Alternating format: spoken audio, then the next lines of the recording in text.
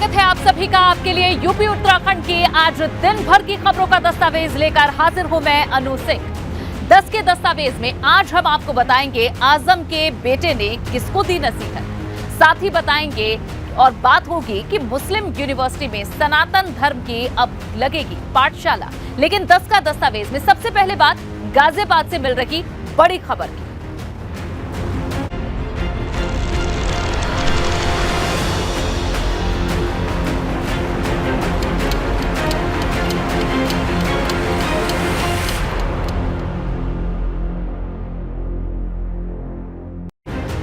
खबर गाजियाबाद से है, जहां क्रॉकरी की फैक्ट्री में आग लगने से भगदड़ मच गई। यहां सिहानी गेट क्षेत्र में भाटिया मोड़ के पास इस फैक्ट्री में आग लग गई, जिसके बाद दमकल की गाड़ियों ने मौके पर पहुंचकर मुश्किल से आग पर काबू पाया। ये तस्वीरें देखिए, भयंकर आग की ये तस्वीरें गाजियाबाद से, जहां एक क्रॉकरी फैक्ट्री में आग लगने से भगदड़ मच गई। सिहानी गेट क्षेत्र में भाटिया मोड़ के पास इस फैक्ट्री में आग लग गई। इसके बाद तुरंत सूचना दमकल को दी गई। फायर ब्रिगेड की गाड़ियां यहां पहुंची, मौके पर पहुंचकर बमुश्किल आग पर काबू पाया गया है। लेकिन आप देख सकते हैं कि पूरी फैक्ट्री लगभग इस आग की चपेट में आ गई। फैक्ट्री के आसपास मौजूद लोग इससे दहशत में आए। तुरंत फायर ब्रिगेड को इसकी सूचना दी गई, मौके पर गाड़ियां पहुंची, आग पर काबू पाने के भरसक प्रयास किए गए। राहत की खबर यह है कि आग पर काबू पा लिया गया है। ये क्रॉकरी फैक्ट्री थी जिसमें आग लगी। गाजियाबाद की ये तस्वीरें, क्रॉकरी फैक्ट्री में आग लगने से भगदड़ यहां मच गई थी। फैक्ट्री के कर्मचारी, आसपास मौजूद लोग इस आग से दहशत में आ गए। भगदड़ का यहां मंजर था और आप देख सकते हैं जो भी सामान फैक्ट्री के अंदर मौजूद था उसे निकालने का प्रयास किया गया कर्मचारियों के द्वारा। इसकी सूचना फायर ब्रिगेड कर्मियों को भी दी गई। मौके पर तुरंत फायर ब्रिगेड की गाड़ियां पहुंची, आग बुझाने के प्रयास किए गए। खबर फिलहाल अपडेट ये मिल रहा है कि आग पर काबू पा लिया गया है। हालांकि आग किस वजह से लगी है ये अभी साफ नहीं है। प्राथमिकता आग बुझाने की है और उसके बाद इसकी आगे कार्रवाई जांच की होगी।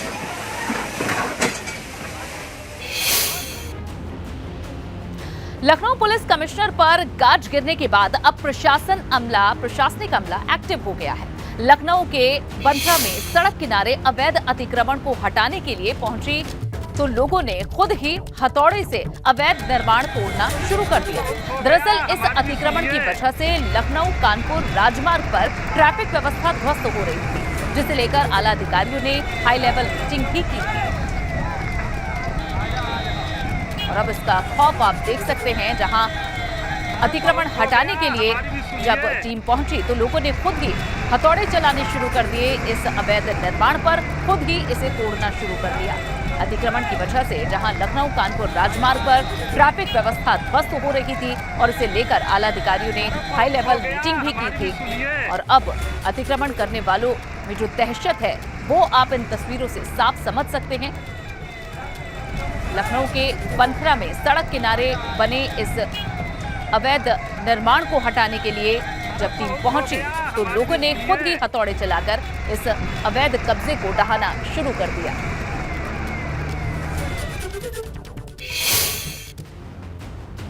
और अब बात गाजियाबाद की, जहां ट्रैफिक नियमों की धज्जियां उड़ रही हैं। यहां एक वीडियो वायरल हो रहा है जिसमें एक बाइक पर 7 युवक नजर आ रहे हैं।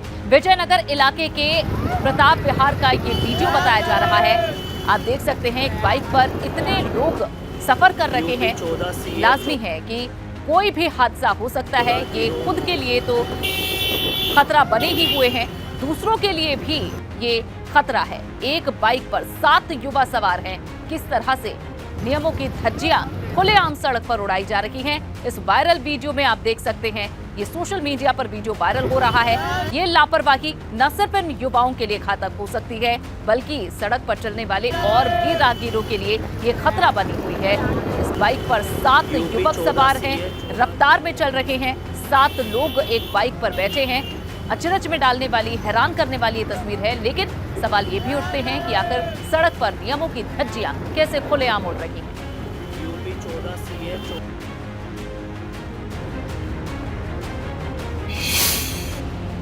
और अब रुख करते हैं अगली बड़ी खबर का। गोरखपुर में सीएम योगी ने अहम बैठक की। इस मंडलीय बैठक में सीएम योगी ने विकास और कानून व्यवस्था के मुद्दे पर बात की, लेकिन सीएम ने आयुष विश्वविद्यालय के निर्माण में देरी को लेकर नाराजगी भी जताई। इतना ही नहीं, मुख्यमंत्री ने गोरखपुर मेडिकल कॉलेज और कुशीनगर मेडिकल कॉलेज के निर्माण को लेकर भी नाराजगी जताई और प्रमुख सचिव पीडब्ल्यूडी से 1 हफ्ते में जांच कर रिपोर्ट भी मांगी गई है। इसके बाद लापरवाही करने वालों पर केस दर्ज किया जाएगा। सीएम योगी का ये गोरखपुर दौरा, जहां उन्होंने समीक्षा बैठक की और इस दौरान ये लापरवाही वालों पर केस दर्ज करने की बात भी कही। और अब बात यूपी की सियासत से जुड़ी बड़ी खबर की। सूत्रों के हवाले से खबर है कि सपा नेता के एक बयान से आजम परिवार नाराज है, जिसे लेकर सपा विधायक और आजम खान के बेटे अब्दुल्ला आजम ने ट्वीट कर दिया है और कड़े लहजे में बड़ा संदेश दिया है। कहा है कि अगर कोई पिता आजम तक पहुंचे तो बात दूर तक की ये जाएगी। दरअसल सपा नेता रामगोपाल यादव की सीएम योगी से मुलाकात के बाद ये पार्टी में गुटबाजी नजर आ रही है, क्योंकि अब्दुल्ला आजम ने सपा नेता उदयवीर का नाम लिए बगैर ये तंज कसा है। ये ट्वीट है जो अब्दुल्ला आजम ने किया। आजम के बेटे अब्दुल्ला आजम खान ने बिना नाम लिए सपा नेता को पार्टी की बर्बादी का जिम्मेदार तक करार दे दिया।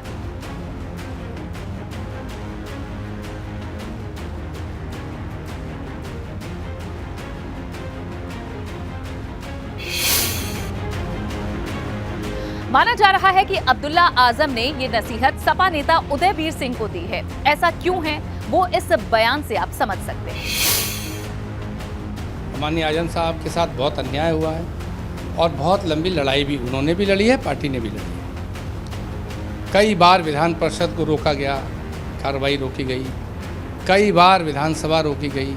विधान परिषद में इस सवाल को मैंने खुद ही उठाया था, विधानसभा में सीनियर लोगों ने उठाया था, उसके बाद लोकसभा में इस पे कई बार बात हुई। राष्ट्रीय अध्यक्ष जी खुद 2 बार रामपुर गए इसी विषय पर। तो बहुत सारा काम हुआ, बहुत जगह जगह इस मुद्दे को उठाया गया, क्योंकि आजम साहब का विषय बहुत बड़ा था और उनके साथ एक तरफा कार्रवाई हुई और बहुत अन्याय हुआ। तो ये वो बयान था जिस पर अब ये कहा जा रहा है कि अब्दुल्ला आजम ने इशारों में बिना नाम लिए अपनी बात रख दी है। ये ट्वीट उन्होंने किया है, जिससे आजम पर उनके बेटे अब्दुल्ला आजम ने ये 2 टूक बात कह दी है कि अगर बात उनके पिता तक पहुंचती है तो ये बात दूर तलक जाएगी। नाम नहीं लिया, लेकिन साफ है कि उदयवीर सिंह के लिए ही ये अब्दुल्ला आजम ने ट्वीट किया है। इशारों में अपनी बात उन्होंने सामने रख दी है।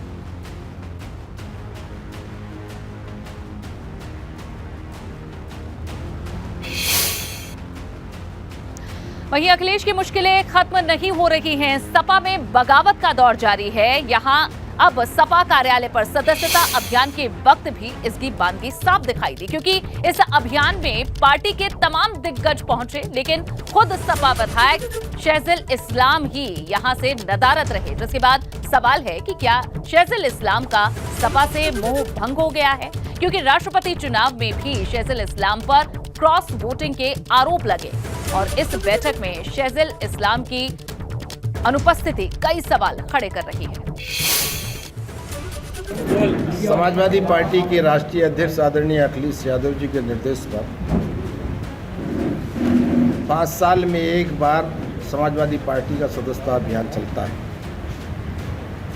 उसी में मैं आज जनपद आपके बरेली में समाजवादी पार्टी के नेता के निर्देश पर मैं यहाँ बैठा हूँ और सभी समाजवादी पार्टी को साथियों को साथ में बैठकर उनसे किस तरह से सदस्यता अभियान को चलाया जाए, उनसे मंत्रणा करना और उन्हें पार्टी के निर्देश और पार्टी की नीति के अनुरूप सदस्य बनाने के लिए मैं आपके निकट में आया हूँ।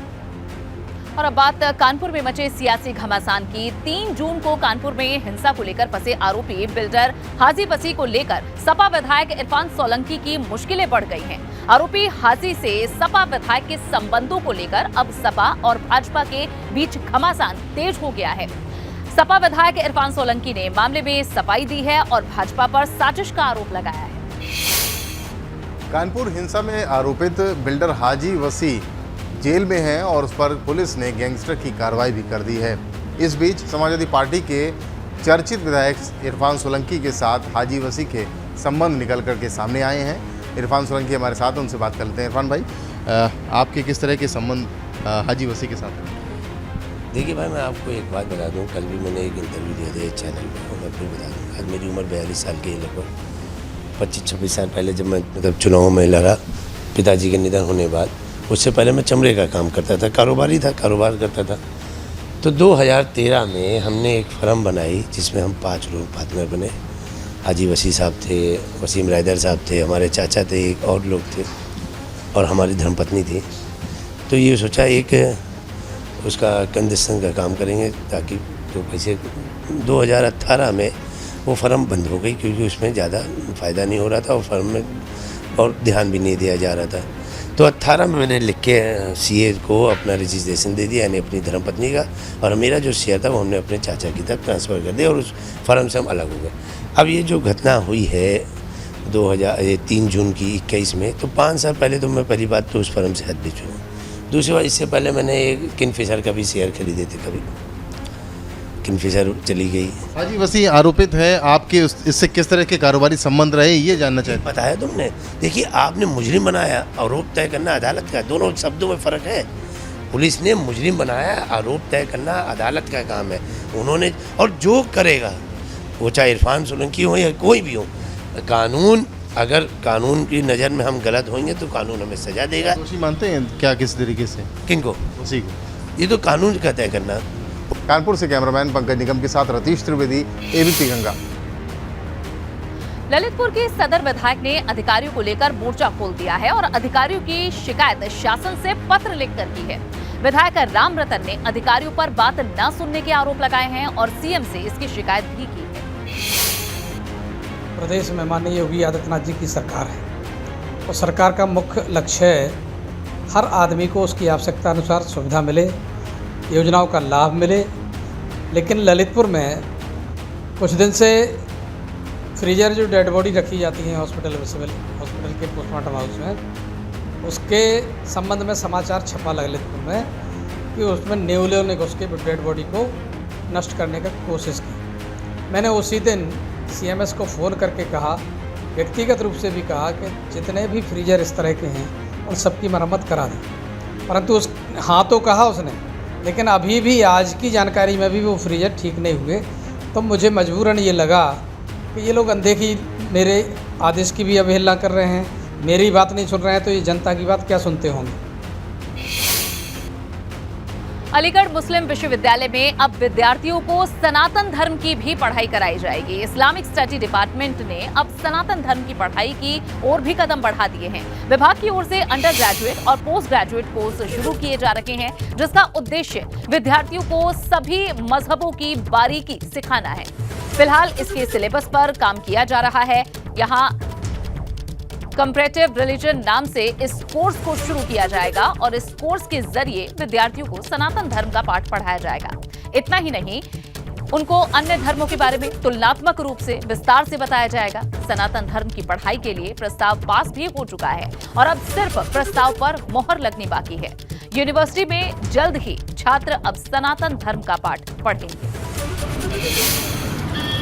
वो जो पढ़ाया जा रहा है उसको पढ़ाने की ज़रूरत नहीं है और इस्लामिक स्टडीज़ का ये काम नहीं है, बल्कि एक अलग से ऐसा डिपार्टमेंट होना चाहिए।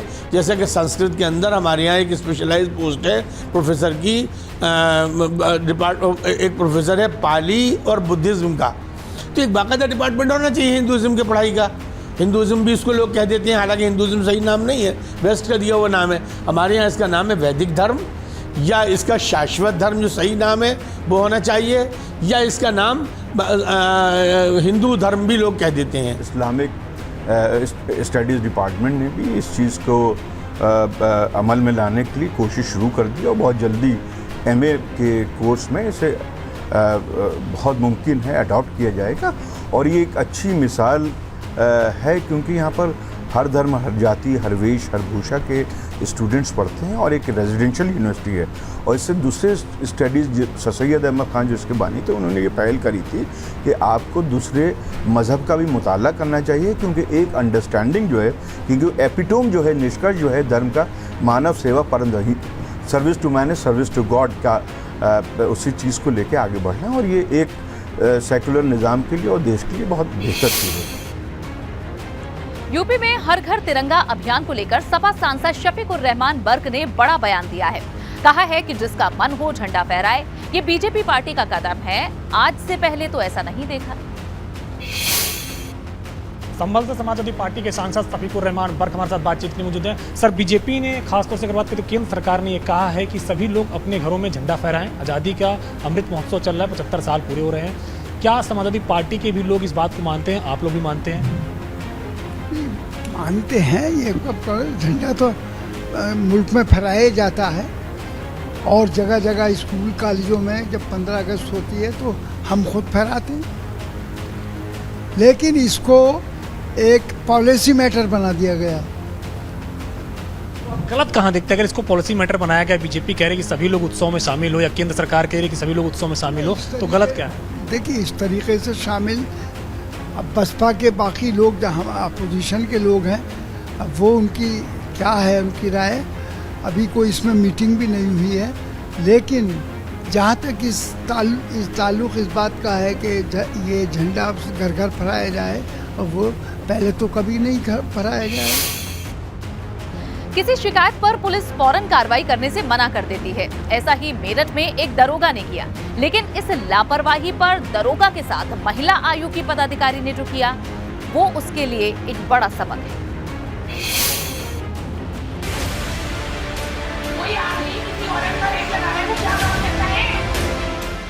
भरी जन सुनवाई में राज्य महिला आयोग के उपाध्यक्ष से ऐसी फटकार लगेगी, इसका मेरठ के मवाना थाने के दरोगा को जरा भी अंदाजा नहीं होगा, क्योंकि उन्होंने हरकत ही ऐसी की थी जिस पर राज्य महिला आयोग के उपाध्यक्ष सुषमा सिंह का गुस्सा बेकाबू हो गया।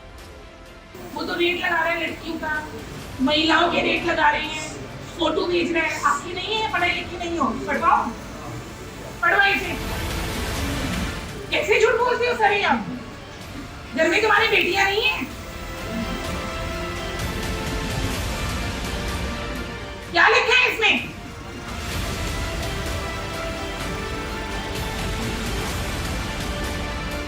इतना मिलने के बाद तो वैसे ही वो तुम्हारा जो है होटल सील हो जाना चाहिए। मैडम के सामने खड़ी महिला ने दरोगा से शिकायत की थी कि एक होटल संचालक उसकी बेटी के बारे में चैट के जरिए आपत्तिजनक बातें करता है, लेकिन शिकायत पर कार्रवाई न करना ही दरोगा को आज भारी पड़ गया। इसीलिए एसपी ऑफिस में भेजो, मेरे को भेजने बताती हूँ कैसे। और इसका जरा मैं इसको भी नहीं करना था। घर में बेटियां हैं, समाज में रहते हो, सामाजिक हो। कोई आदमी किसी औरत का रेट लगा रहा है, वो क्या काम करता है? क्या काम करता है वो? 2 दिन से तुमको फुर्सत नहीं मिली? मतलब लड़कियों की के और तू तमाशा देखे। सस्पेंड हो जाना चाहिए तुमको तो।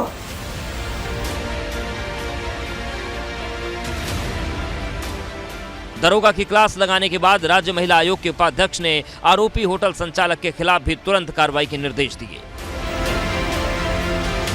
पकड़ो इस आदमी को, चैट की कॉपी निकालो, इस आदमी को पकड़ो। कौन है ये आदमी?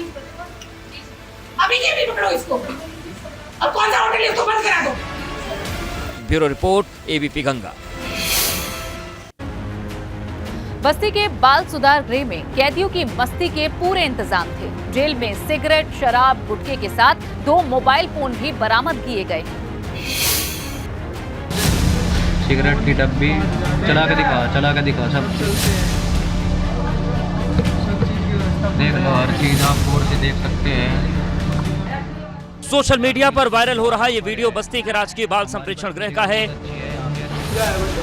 ये है बस्ती जेल, राजकीय संप्रेक्षण गृह बस्ती। अविनाश पटेल अधीक्षक यहाँ के। जेल से वायरल हो रही वीडियो में इस गुटखे के कई पैकेट, सिगरेट और उसके पैकेट, 2 मोबाइल फोन साफ साफ देखे जा सकते हैं। इस वायरल वीडियो में जो सबसे चौंकाने वाली चीज नजर आ रही है वो है शराब, वो भी छोटे से पैकेट में। वीडियो वायरल होने के बाद अधिकारियों के होश उड़े हुए हैं। जिलाधिकारी प्रियंका निरंजन ने मामले का संज्ञान लेते हुए मामले को गंभीर बताया।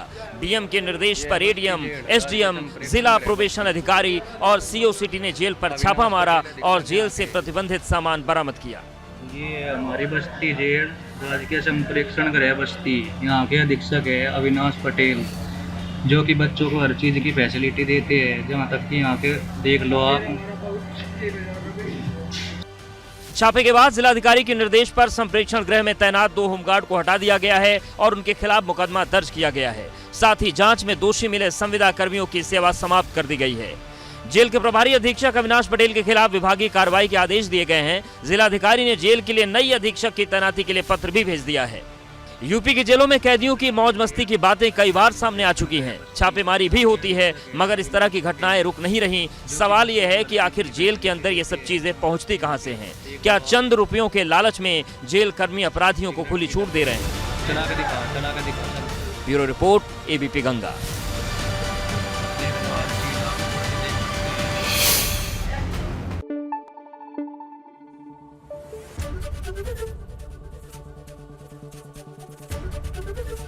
एबीपी गंगा, खबर आपकी, जुबान आपकी।